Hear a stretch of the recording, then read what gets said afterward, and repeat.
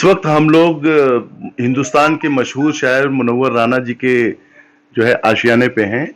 آئیے ان سے پوچھا جائے موجودہ ہندوستان کی جو مزدور پلائن کر رہے ہیں اور جو پریشانیاں اس وقت ہندوستان جھیل رہا ہے کورونا جیسی مہاماری کو لے کے اور سمپورن بھارت میں جو مزدوروں کا پلائن ہو رہا ہے اس پہ ان کا کیا کہنا ہے. آئیے ان سے پوچھا جائے. دیکھیے، پہلی بات تو یہ ہے کہ مجھے اسی پہ اعتراض تھا. میں برابر میں بول رہا تھا کہ یہ نوٹ بندی میں تو یہ مانا جا سکتا تھا کہ اچانک رات آدھے گھنٹے کے اعلان کے بعد نوٹ بند کر دیے گئے، لیکن میرا خیال ہے کہ کورونا میں جو یہ کیا گیا کہ اچانک 3 گھنٹے کے بعد پورا ملک بند ہو جائے گا، یہ بالکل غلط تھا.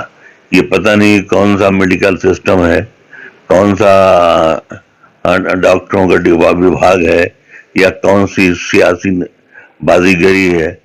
اگر اس کو 2-3 دن کا ٹائم دے دیا جاتا، یا اگر ایسے ہی تھا تو 10 دن پہلے بند کر دیتے آپ.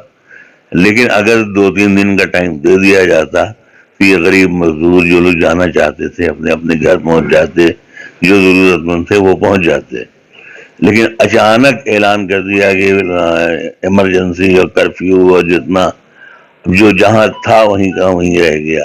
یہ سوچنا چاہیے تھا کہ یہ ملک جو ہے غریبوں کا ملک ہے، مزدوروں کا ملک ہے، ضرورت مندوں کا ملک ہے. یہاں ہر چیز مل نہیں سکتی.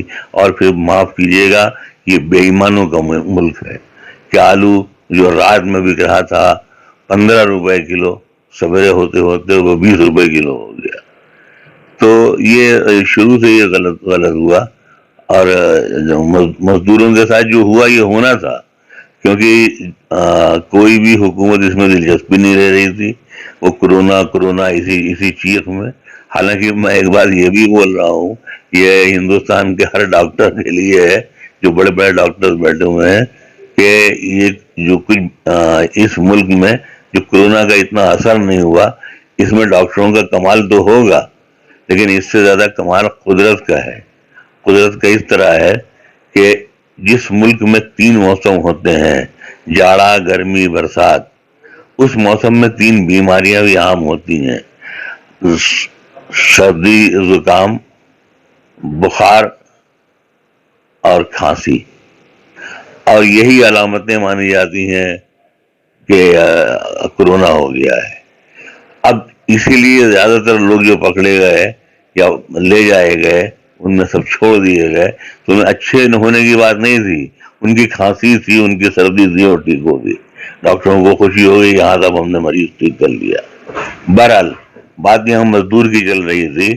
اگر حکومت، میں شروع سے یہ بولتا ہوں کہ حکومت کا کچھ سمجھ میں ہی نہیں آتا ہے کہ یہ حکومتیں ہیں کہ ڈکٹیٹرشپ ہے کہ کیا ہے.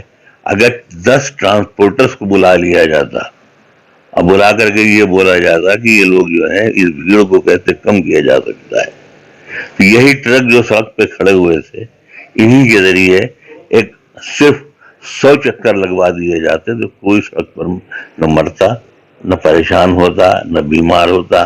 یہ کتنی شرم کی بات ہے کہ ہم کہتے ہیں 4 لین، 6 لین، 8 لین اور 10 لین، اور سڑک کے کنارے جھاڑیوں کے پیچھے ڈیلیوری ہوئی ہے عورتوں کو.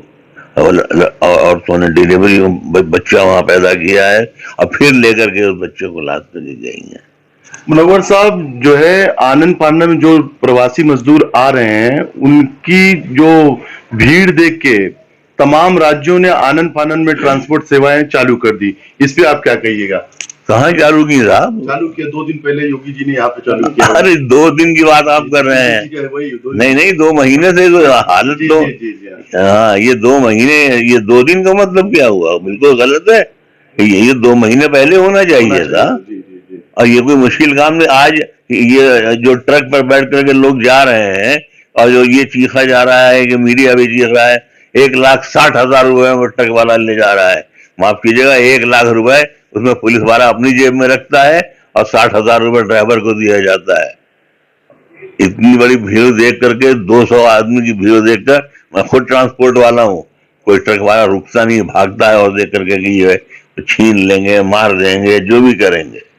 کہا جا رہا ہے کہ نہیں، پولیس والے نے ट्रक वाले ने 1,60,000 रुपए नेवर, जो पुलिस वाले वहां बिठाते हैं और गाड़ी रोक करके, वो खुद पैसा खाते हैं वहाँ पूरा का पूरा। लेकिन मुनव्वर साहब, बहुत से ट्रकों को या ऐसी गाड़ियां जिन्होंने अवैध रूप से इतने प्रवासियों को लेके गए, उनके ऊपर जो है शासन ने कार्रवाई भी की है। क्यों की कार्रवाई भाई? आदमी जाना जाएगा, इस तरह मर रहा है तो उस तरह मरना जाएगा। अरब वगैरह में जहाँ सख्ती है वहां भी लोग इन्होंने यही किया कि सीमेंट के उसमें उतर करके गए, मरे।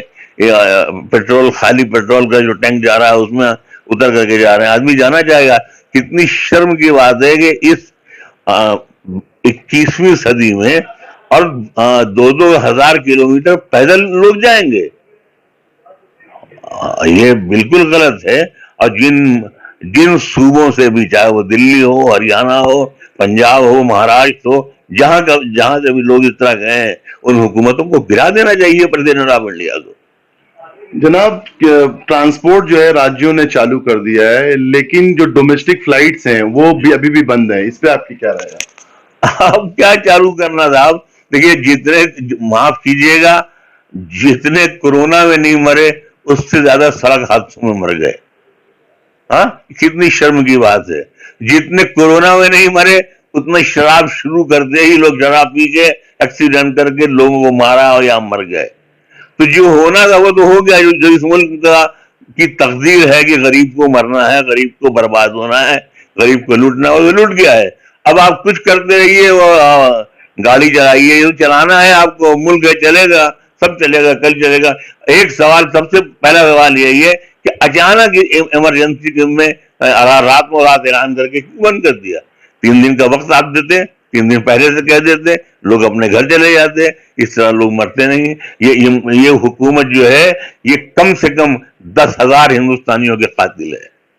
जनाब, क्योंकि अभी जो है महामारी जो कोरोना की है पूरे विश्व में फैली हुई है, और क्योंकि हम लोग भारत में रहते हैं तो भारत हमारा सर्व प्रधान विषय है, क्योंकि हमारा ताल्लुक हिंदुस्तान से है।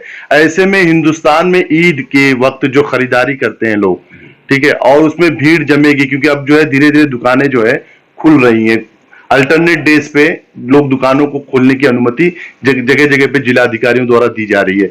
ऐसे में भीड़ जमेगी, तो आप क्या अपने समाज से, मुस्लिम समुदाय से क्या अपील करना चाहेंगे? नहीं, मैंने अभी ट्वीट भी किया। मैंने कहा कि जो पैसा आप अपने कपड़े बनवा रहे हैं, आप कपड़े ना बनवाइए, आप ये पैसे किसी गरीब के हाथ में जाकर के रख दीजिए। इससे बड़ी ईद कोई नहीं होगी। तो भीड़ लगाने की जरूरत ही नहीं है। कि ये वक्त ऐसा है कि गरीबों को, उसमें गरीब में ये भी नहीं देखना है कि हिंदू है या मुसलमान है।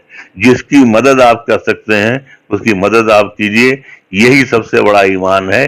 और अगर इस ईद में अगर ये कुर्बानी दे देंगे तो खुदा आपके बच्चों को हमेशा ईद में महफूज रखेगा और खुशहाल रखेगा।